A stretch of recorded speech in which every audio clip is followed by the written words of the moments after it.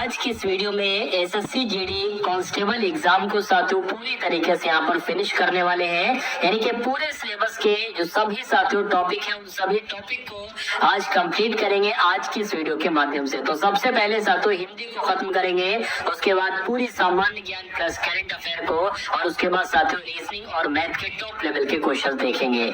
तो पहला सवाल साथियों आपकी स्क्रीन पर आ चुका है और मैं यहाँ पर कहूंगा कि हिंदी के मैंने पूरे के पूरे 20 क्वेश्चन लिए। अगर आप अपने एग्जाम को क्रैक करना चाहते हो तो इन हिंदी के 20 सवालों में से साथियों 11 से 12 प्रश्नों तक का आपको बिल्कुल सही स्कोर करना है। यानी कि 20 में से 11-12 प्रश्नों से ज्यादा हो जाए तो बहुत अच्छी बात है, कम नहीं होना चाहिए। चलिए तो क्लास आपकी शुरू हो चुकी है, अंत तक बने रहिएगा। चलिए, कम बोलने वाले व्यक्ति को साथियों क्या कहा जाता है? तो अल्पभाषी कहा जाता है, आपको मालूम होना चाहिए, क्योंकि अल्प का मतलब होता है कम। तो कम बोलने वाले व्यक्ति को अल्पभाषी कहा जाएगा। उसके बाद देखिए सही वर्तनी वाले शब्द का चयन करिए, यानी कि कौन से शब्द आपका सही लिखा है। देखिए संन्यास की जब हम बात करते हैं तो कैसे लिखा जाता है? संन्यास ऐसे लिखा जाता है। राइट आंसर आपका ऑप्शन नंबर ए हो जाएगा। अगला देखिए कि परंपरा से चली आ रही बात या कथा को क्या कहा जाता है? तो इसको साथियों क्या कहा जाता है?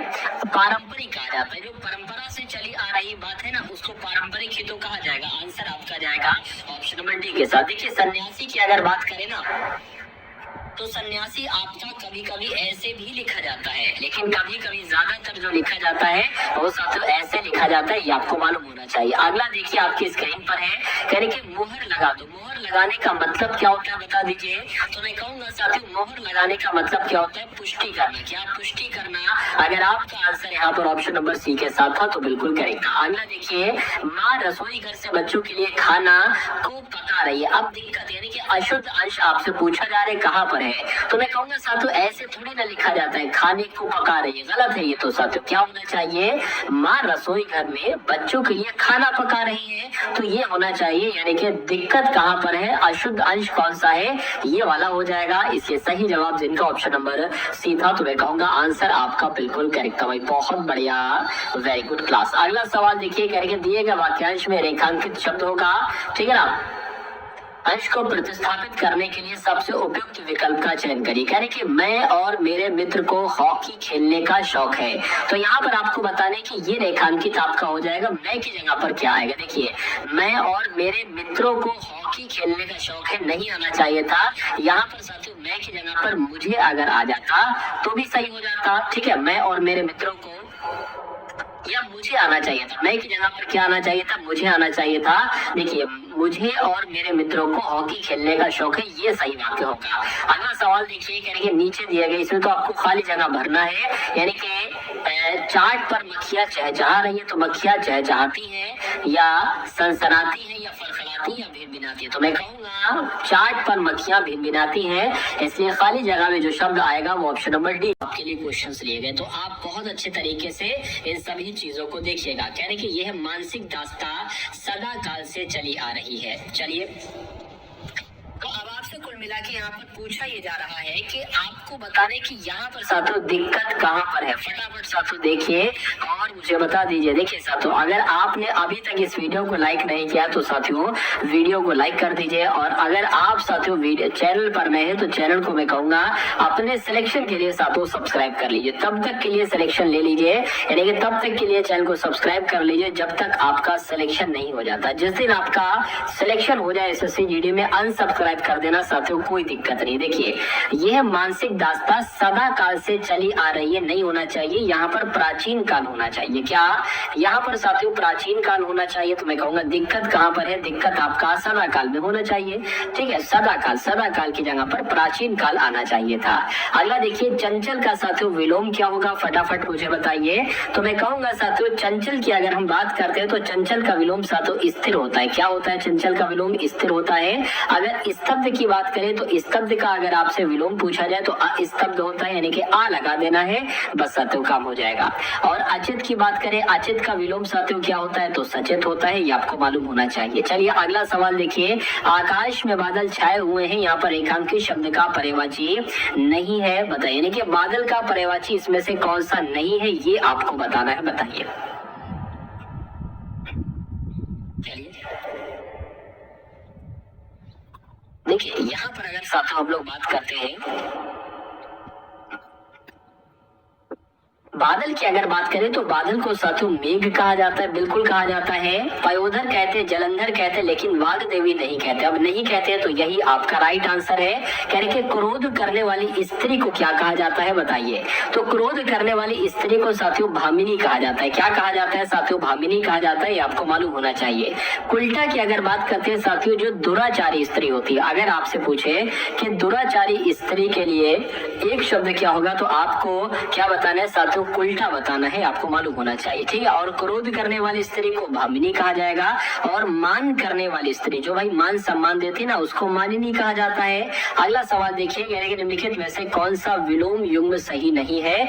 यहाँ पर साथियों आपको बताना है सही जवाब आपका क्या हो सकता है, बताइए। चलिए भाई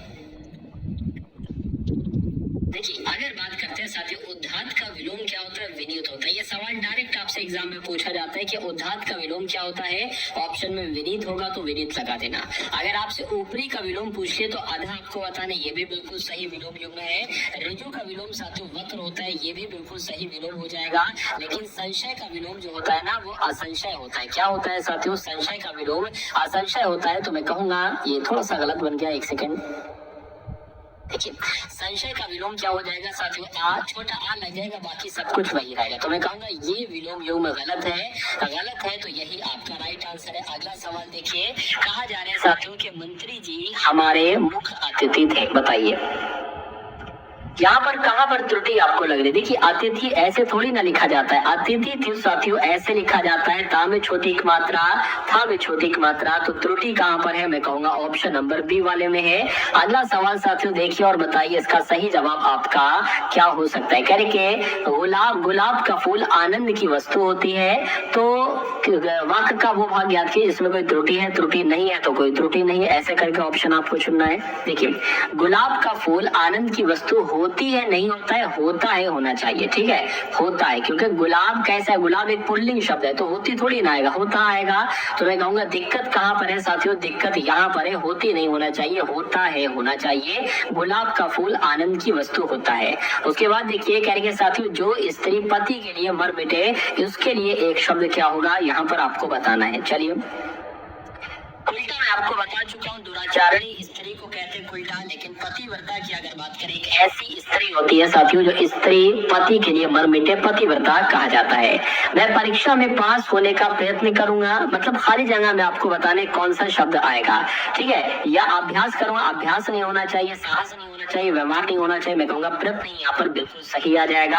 यानी कि मैं परीक्षा में पास होने का प्रयत्न करूंगा, ये आपका बिल्कुल करेक्ट आंसर होगा।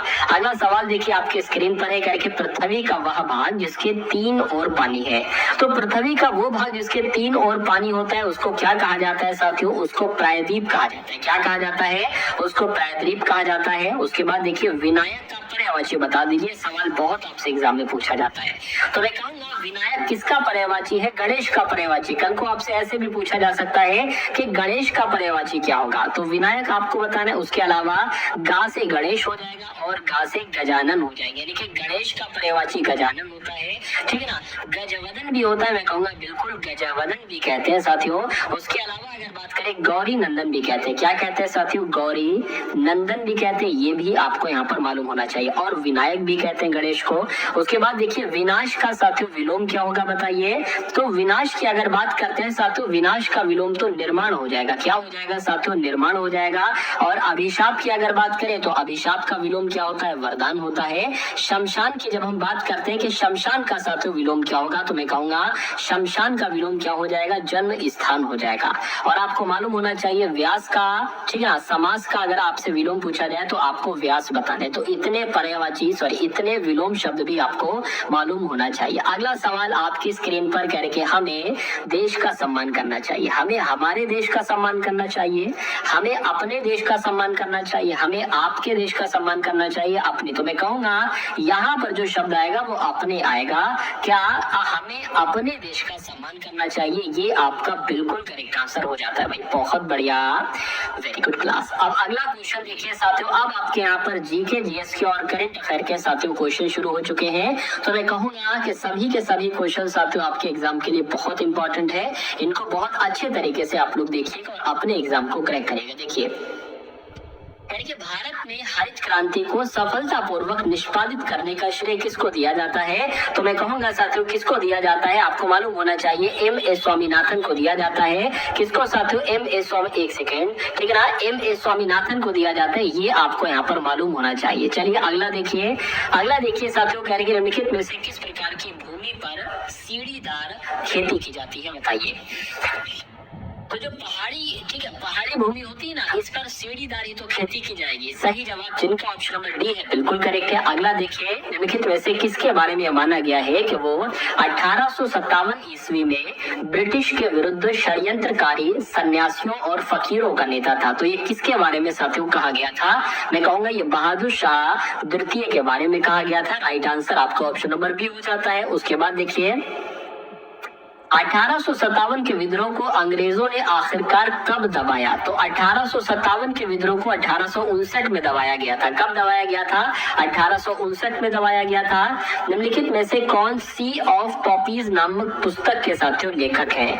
तो इस पुस्तक के लेखक आप लोग ध्यान रखेंगे, आपके एग्जाम में साथियों क्वेश्चन आएगा, पूछा जाएगा सी ऑफ पॉपीज नामक पुस्तक के लेखक कौन है? तो आपको अमिताभ घोष बताना है। क्या बताना है? अमिताभ घोष बताना है। उसके बाद देखिए, निम्नलिखित में से कौन सी पुस्तक मुंशी प्रेमचंद ने लिखी है? तो मैं कहूंगा निर्मला पुस्तक की अगर बात करते हैं तो निर्मला पुस्तक को किसके द्वारा लिखा गया था? निर्मला पुस्तक को मुंशी प्रेमचंद के द्वारा लिखा गया था। अगला देखिए, निम्नलिखित में से किस पर्वतीय स्थल के नाम का अर्थ वज्रपात होता है, बताइए। तो दार्जिलिंग की जब हम बात करते हैं, दार्जिलिंग जो एक पर्वतीय स्थल है, इसका मतलब क्या होता है साथियों? वज्रपात इसका मतलब होता है, आपको मालूम होना चाहिए। अगला सवाल देखिए, कह रहे कि गुजरी महल ये कहाँ पर है? ये छतरपुर में नहीं साथियों, ये कहाँ पर है? ग्वालियर में। क्या आप लोग ध्यान रखेंगे, गुजरी महल कहाँ पर है साथियों? ग्वालियर में है। अगला सवाल देखिए, मानव सभ्यता के विकास की कहानी दर्शाने वाले देश का सबसे बड़ा संग्रहालय यानी कि इंदिरा गांधी मानव संग्रहालय ये कहाँ पर स्थित है? ये आपसे पूछा जा रहा है। तो मैं कहूंगा ये तो भोपाल में स्थित है। कहां पर स्थित है? ये भोपाल में स्थित है। उसके बाद देखिए, निम्नलिखित में से किस हड़प्पा युग के स्थल पर जुताई वाले क्षेत्र के प्रमाण मिले हैं, बताइए। तो मैं कहूंगा सही जवाब आपका जो जाएगा वो कालीबंगन के साथ जाएगा, क्योंकि कालीबंगन पर जुताई वाले क्षेत्र के प्रमाण मिले हैं। अगला देखिए, कहा जा रहा है साथियों कि सिंधु घाटी सभ्यता की सबसे पुरानी खोज जो है ना, वो किसको माना जाता है? वो भिरडाना को माना जाता है। आप लोगों को मालूम होना चाहिए कि भिरडाना को ही सिंधु घाटी सभ्यता की सबसे पुरानी खोज के रूप में माना जाता है। अगला देखिए, डॉक्टर भीमराव अंबेडकर के द्वारा भारतीय संविधान के किस भाग को संविधान की अनोखी विशेषता कहा जाता है? ये क्वेश्चन साथियों बहुत इंपॉर्टेंट है। मैं कहूंगा ये क्वेश्चन आपके एग्जाम में आएगा। आप लोगों को इतना याद रखना है कि डॉक्टर भीमराव अंबेडकर के द्वारा भारतीय संविधान का जो राज्य के नीति निर्देशक सिद्धांत है ना, इस भाग को संविधान की अनोखी विशेषता कहा जाता है। आंसर आपका ऑप्शन नंबर सी के साथ जाएगा। अगला सवाल कह समान सिविल संहिता का निर्माण संविधान के किस अनुच्छेद में वर्णित है? मैं कहूंगा अनुच्छेद 44 में वर्णित है। कहां पर साथियों? अनुच्छेद 44 में वर्णित है। अब उसके बाद देखिए, आपने देखे जीके जीएस के क्वेश्चन, अब आप देखेंगे साथियों करंट अफेयर के क्वेश्चंस, क्योंकि 20 क्वेश्चन जो आपके आएंगे उसमें से कुछ नहीं साथियों 6-7 क्वेश्चन तो मान सकते हैं कि करंट अफेयर के आपके पूछे जाए। चलिए, तो जो भी आपके एग्जाम फतेह पर साथियों क्लासेस होती है उसमें आपको करंट अफेयर भी कराई जाती है, जीके भी कराई जाती है। तो अगर आप साथियों इस चैनल पर नए हैं तो मैं आपसे कहूंगा कि अपने सिलेक्शन के लिए इस चैनल को साथियों सब्सक्राइब कर लीजिए। रेड कलर का सब्सक्राइब लिखा हुआ है उसको साथियों सब्सक्राइब कर लीजिए। बेल आइकन पर जरूर क्लिक कर लीजिएगा। उसके बाद ऑल पर साथियों क्लिक कर लीजिएगा ताकि हर वीडियो का नोटिफिकेशन आप तक साथियों पहुंच जाए। देखिए, एनसीईआरटी ने कक्षा 6 to 8 के लिए कितने बैगलेस डेज प्रस्तावित किए हैं? तो मैं कहूंगा साथियों क्या आपका यहाँ पर सही जवाब होगा 10। ठीक है, 10 बैगलेस डेज प्रस्तावित किए हैं, आपको मालूम होना चाहिए। अगला देखिए, कह रहे कि इंटरनेशनल मॉनिटरिंग फंड को 3.6 बिलियन यूएसडी से अधिक ब्याज का भुगतान किया है। तो किसने साथियों ये काम किया है? आपसे पूछा जा रहा है। मैं कहूंगा ये काम किसने किया है साथियों? अगर बात करें तो पाकिस्तान आपका यहाँ पर सही जवाब होगा। इनके पाकिस्तान देश ने आईएमएफ को 3.6 बिलियन यूएसडी से अधिक का ब्याज भुगतान किया है। अगला देखिए, आपकी स्क्रीन पर साथियों है करके किसने राज्यपालों के 52वें सम्मेलन की अध्यक्षता की है? तो किसने की है? इनका क्या नाम है साथियों? द्रौपदी मुर्मू जी की अगर बात करें, इन्होंने ही साथियों राज्यपालों के 92वें सम्मेलन की अध्यक्षता की है। अगला सवाल शीर्ष पर रहा है, तो कौन शीर्ष पर रहा है? अमेरिका शीर्ष पर रहा है। ये भी साथियों बहुत इंपॉर्टेंट क्वेश्चन आपके लिए। चलिए भाई, अब उसके बाद देखते हैं साथियों, अब उसके बाद देखिए अगले नंबर का सवाल है, कहा जा रहा है आपसे कि कहाँ अंगदान जागरूकता कार्यक्रम का आयोजन किया गया है। तो कहाँ पर किया गया है, ये सवाल आपसे अगर पूछा जाए तो आपको बता देना है नई दिल्ली में किया गया। क्या अंगदान जागरूकता कार्यक्रम का आयोजन कहाँ पर किया गया है? नई दिल्ली में किया गया है। उसके बाद देखिए साथियों अगला सवाल, संयुक्त राष्ट्र की आर्थिक और सामाजिक परिषद का अध्यक्ष साथियों किसको चुना गया है, बताइए। तो किसको चुना गया? इनका नाम है साथियों बॉब रॉय, और बॉब रॉय को संयुक्त राष्ट्र की आर्थिक और सामाजिक परिषद का अध्यक्ष चुना गया है। ये आपको मालूम होना चाहिए। नेक्स्ट नंबर का सवाल है आपकी स्क्रीन पर, कह रहे कि NATS 2.0 NATS 2.0 का जो शुभारंभ हुआ है वो किसके द्वारा किया गया? मैं कहूंगा धर्मेंद्र प्रधान के द्वारा। क्या धर्मेंद्र प्रधान के द्वारा NATS 2.0 का शुभारंभ किया है? ये आपको मालूम होना चाहिए भाई। बहुत बढ़िया, वेरी गुड क्लास। अब उसके बाद देखिए साथियों, अब यहाँ पर आपके रीजनिंग के क्वेश्चन शुरू हो चुके हैं। तो रीजनिंग का साथियों पहला सवाल आपके स्क्रीन पर है, कह रहे कि दांत का संबंध अगर काटने से, इसके दांत काटता है तो क्या पैर साथियों चलते हैं, मतलब पैरों से चला जाता है? झाड़ू उड़ना, झाड़ू उड़ती नहीं है। ट्यूबलाइट का संबंध साथियों ताप से है, या भोजन का संबंध बात से? तो मैं कहूँगा जो यहाँ पर संबंध है वो संबंध ऑप्शन नंबर ए वाले ऑप्शन में, इसलिए आपका राइट आंसर जो जाएगा वो ऑप्शन नंबर ए के साथ जाएगा। अगला सवाल देखिए क्या कहा जा रहा है साथियों, कह रहे कि 10 से यहाँ पर 30 बना दिया गया है। तो उसी प्रकार साथियों 68 से यहाँ पर क्या बनाया जा सकता है, आपको यहाँ पर बताना, बताइए। देखिए 10 से 30 बनाया गया, मैं कह सकता हूँ साथियों यहाँ पर 20 प्लस किया गया। अगर यहाँ पर हम 20 प्लस करते हैं तो साथियों यहाँ पर 88 आ जाता है, लेकिन ऑप्शन में 88 नहीं है। तो हम क्या करेंगे, ये लॉजिक हमारा साथियों फेल हो गया। अब यहाँ पर अगर बात करें, देखिए ये है 2 का क्यूब के आसपास। अगर हम साथियों 2 का क्यूब कराते हैं तो हमें कितना मिलता है? 8 मिलता है। अगर हम इस 8 में 2 जोड़ देते हैं तो साथियों हमें कितना मिल जाएगा? 10 मिल जाएगा। उसी प्रकार ये 3 जो है ये 3 का क्यूब है। 3 का क्यूब साथियों कितना हो जाता है? आपका एक तरीके से बात करें तो 27 हो जाता है। 27 में अगर हम कितना 3 जोड़ देते हैं तो हमें कितना मिल जाएगा साथियों? 30 मिल जाएगा। उसी प्रकार ये जो है ना ये 4 का क्यूब है। 4 का क्यूब कितना होता है? 64 होता है। तो अगर 4 के क्यूब में यानी कि 64 में 4 जोड़ देते हैं तो हमें कितना मिल जाएगा साथियों? 68 हमारा बन जाता है।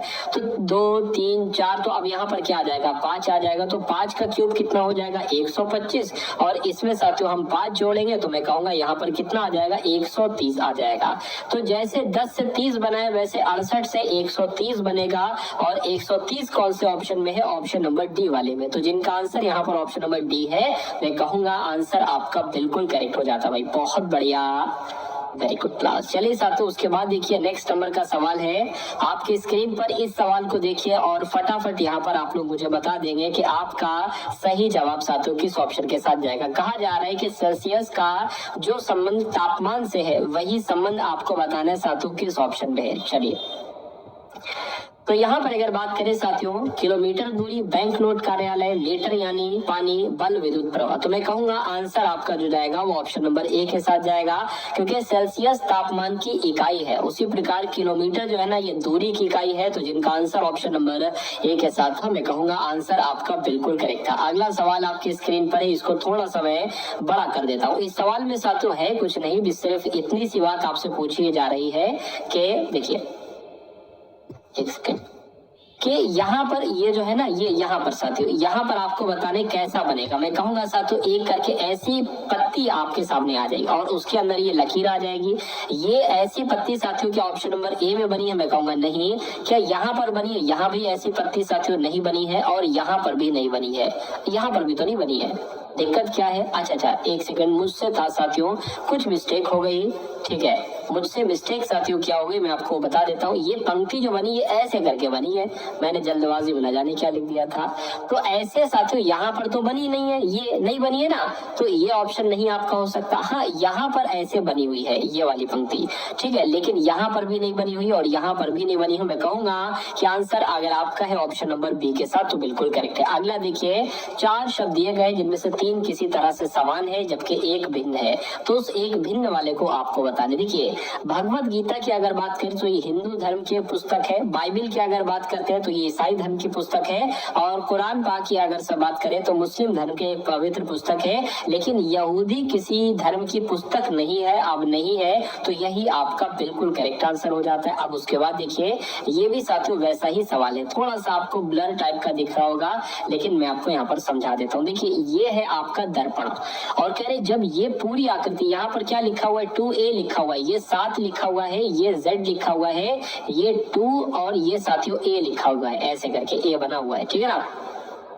तो मैं कहूंगा सबसे अंत में z है तो z सबसे पहले बनेगा, यानी कि z कुछ इस टाइप का बनेगा, 7 ऐसे बनेगा, और मैं कहूंगा साथियों 2 की बात करें साथियों कुछ इस प्रकार से बनेगा। तो ऐसे करके कहां पर बना हुआ है मैं देख सकता हूं साथियों, यहाँ पर z नहीं, ये भी नहीं होगा, ये उल्टा z है। तो मैं कहूंगा ऐसा ऑप्शन नंबर ए में बना हुआ है, तो ये आपका बिल्कुल करेक्ट आंसर है। अगला सवाल देखिए साथियों, हर एक कॉन्सेप्ट को यहाँ पर मैंने क्लियर किया है, ठीक है। तो बस आप वीडियो को बहुत अच्छे तरीके से पूरे ध्यान पूर्वक साथियों वॉच करते जाइए। मैं कहूंगा पूरे सिलेबस का हर एक एक टॉपिक साथियों आपका कवर हो जाएगा। चलिए तो अब साथियों इसकी अगर बात करते हैं, ठीक है ना।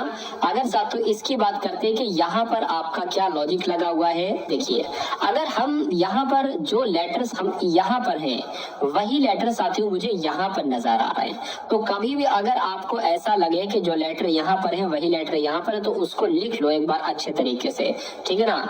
तो बी हो जाएगा, ई हो जाएगा, डबल आर हो जाएगा और साथियों वाई हो जाएगा, और उसके नीचे इसको लिखना होता है साथियों एस हो गया, ई हो गया, बी हो गया, ई हो गया, उसके बाद डबल आर हो गया, ठीक है ना, और साथियों वाई हो गया, और उसके बाद आर हो गया और ओ हो गया। तो अब यहाँ पर अगर बात करें आपको बताना, देखिए मुझे ऐसा मानना है कि ये आर ओ जो है ना, ये आर ओ यहाँ पर चला गया है, और बाकी सब ये चीज जो है ना, ये चीज साथियों यहाँ पर लिख दी गई है। तो इसकी अगर बात करें ये बीई जो है ना, ये सबसे अंत में आ जाएगा बीई। अब देखिए बीई सिर्फ और सिर्फ ऑप्शन नंबर ए में है, सॉरी ए में नहीं बल्कि सी में है, तो आपका राइट आंसर सी हो जाएगा। बाकी AUTI FUL, तो आप उम्मीद करता हूँ साथियों आप समझ चुके होंगे कि आखिर इसमें लॉजिक क्या लग रहा था। उसके बाद देखिए इस सवाल की अगर बात करें, इस सवाल को साथियों देखिए और फटाफट मुझे बताइए कि यहाँ पर आपका राइट आंसर क्या होगा। देखिए एक गोला था, इसको 20 से कट किया और ये वाला पार्ट इसके ऊपर ले आए, ठीक। अब इसको एक ऐसे करके, एक मतलब ऐसा गोला हो गया, और यहाँ पर एक ऐसे करके कट लगाया। तो करेंगे जब इसको ओपन करेंगे तो ये कैसे दिखेगा, मैं कहूंगा साथियों एक तो एक सेकेंड, एक तरीके से अगर बात करें तो ये ऐसा करके आ जाएगा, ठीक है ना, और एक ऐसे करके आ जाएगा, और एक आपका कुछ ऐसे करके आ जाएगा। तो ये चीज कहाँ पर है, देखिए नोके बाहर की तरफ निकली हुई है, देख रहे हैं, लेकिन इसमें नोके अंदर की तरफ है, ठीक है ना, इसमें नोके अंदर की तरफ है। ये थोड़ा सा क्रम सही नहीं है, मैं कहूंगा नोके इसमें बाहर की तरफ है, और यही ये थोड़ा सा टेढ़ा बेड़ा सा लग रहा है। उसके बाद देखिए अगला सवाल साथियों आपकी स्क्रीन पर है, इस सवाल को देखिए और फटाफट आप लोग यहाँ पर मुझे बता दीजिए कि आपका राइट आंसर यहाँ पर जो होगा वो किस ऑप्शन के साथ जाएगा। साथियों अगर आपने अभी तक इस वीडियो को लाइक नहीं किया है तो रिक्वेस्ट करूंगा कि वीडियो को आप लोग लाइक कर दीजिए, और अगर आप लोग साथियों चैनल पर नए हैं तो चैनल को भी आप लोग जरूर सब्सक्राइब कर दीजिए। चलिए भाई, रीजनिंग की जब हम बात करते हैं तो रीजनिंग में साथियों सारे क्वेश्चन आपके ये समझ लीजिए पढ़े हुए ही आएंगे, मतलब पढ़े हुए से जो बाहर है ना वो आपका नहीं आएगा। देखिए इस सवाल की अगर बात करें, क्या है, कुछ नहीं है। कह रहे कि 4 भाई हैं PQRS, एक होटल में जाते हुए 4 होटल के कमरे बुक करते हैं जिनकी संख्या 301, 302, 303, 304 ये कमरा संख्या है। 4 भाई सब अलग अलग होटल लेते हैं, ये कमरा संख्या है चारों की। करेंगे P और R के कमरों की संख्या का योगफल 603 है, यानी कि P और R के कमरों की संख्या का योगफल कितना है साथियों, 603 है। तो मैं कहूंगा एक तो यहाँ पर 301 आ रहा होगा और एक 302 आ रहा होगा, तभी तो साथियों हो पाएगा। एक तो 301 प्लस 302, ठीक है ना, तो ये 603 तभी तो बनेगा। अब ये नहीं कह सकते कि P 301 कमरे में जाता है या P 302 कमरे में जाता है, हो सकता हो R 301 कमरे में जाता हो। उसके बाद देखिए क्या कहा जा रहा है, कह रहे कि R और S के कमरों की संख्या, क्या साथियों, R और S के कमरों की संख्या का योगफल 604 है। अब 604 का मतलब साथियों क्या है 303 होगा और 301 होगा, ठीक है ना। तो 301 प्लस 303, तभी तो इनका योगफल 604 बनेगा। अब यहाँ पर आप लोग देख पा रहे हैं कि इसमें क्या कॉमन है, इसमें PR, इसमें R कॉमन है। R यहाँ पर है, R यहाँ पर है और 301 यहाँ पर है, 301 यहाँ पर है, यानी कि R का जो कमरा संख्या है वो साथियों 301 है, ठीक है ना। और P का फिर क्या हो जाएगा, बचा P का साथियों 302 हो जाएगा। उसी प्रकार S की अगर बात करें तो S का साथियों क्या हो जाएगा, 303 हो जाएगा। 4 दोस्त है, अब जो एक बचा है वो कोई दिक्कत नहीं है, तो P, ठीक है ना, P और Q की बात करें तो Q की अगर बात करें तो Q का क्या हो जाएगा, 301 2 3 304 हो जाएगा। तो पूछा क्या जा रहा है कि P Q R के कमरों की संख्या का योगफल क्या है। P की कमरा की संख्या का योगफल क्या है, 302 हो गया, ठीक। Q और R, तो Q ये हो गया यानी कि 304, ये हो गया 302 वो हो गया, Q P और R कितना है, 301 है। तो इनका योगफल आपसे पूछा जा रहा है, 7 आ जाएगा, 0 आ जाएगा, 9 आ जाएगा, मैं कहूंगा 907 आपका बिल्कुल करेक्ट आंसर हो जाएगा। तो ये क्वेश्चन साथियों आपसे एग्जाम में पूछा जाएगा, इसलिए आपको प्रैक्टिस कर लेना है इसी क्लास में यहीं पर। चलिए भाई अगला सवाल देखिए, कह रहे कि 4 ऑप्शन आपको दिए गए साथियों, और क्या कहा जा रहा है देख लेते हम लोग। हाँ, 4 अक्षर समूह आपको दिए गए, जिसमें से 3 किसी तरह से एक समान है जबकि एक अलग है। उस अलग वाले का साथियों आपको चयन करना है, बताइए। चलिए देखिए, ऐसा तो नहीं स्वर वॉविल वाला मैटर, क्योंकि मुझे लग रहा है तो यहाँ पर अगर बात करते एक स्वर है, यहाँ पर भी एक स्वर है, यहाँ पर साथियों 2 स्वर है और यहाँ पर भी एक स्वर है। तो मैं कहूंगा सबसे अलग कौन सा होगा, ऑप्शन नंबर सी वाला होगा साथियों। तो यही आपका बिल्कुल करेक्ट आंसर हो जाता है। अब उसके बाद देखिए साथियों, कथन और निष्कर्ष आपको देखना है, बाकी ज्यादा आपको कंफ्यूजन साथियों नहीं होना। देखिए कह रहे कि कुछ कमीजें मोजे हैं, मान लीजिए ये क्या हो गई, ये कमीज हो गई, और कुछ कमीजें, इतनी कमीजें क्या हो गई, इतनी कमीजें साथियों मोजे हो गई, और कोई मोजा लाल नहीं है, यानी कि कोई मोजा जो है वो साथियों लाल नहीं है, कट का निशान बना दिया, कोई मोजा लाल नहीं है। अब निष्कर्ष को पढ़िए और बताइए कौन सा निष्कर्ष सही है। कह रहे कि कुछ मोजे कमीज हैं तो कुछ मोजे कमीज है, इतने मोजे कमीज है, ये बात बिल्कुल सही है। कोई कमीज लाल नहीं है, कोई कमीज लाल नहीं। देखिए इसके बारे में हमें कुछ नहीं कहा गया है, इसके बारे में कहा गया है कि कोई मोजे लाल नहीं है, इसके बारे में नहीं कहा गया। तो जिसके बारे में जानकारी नहीं होती वो गलत हो जाता है,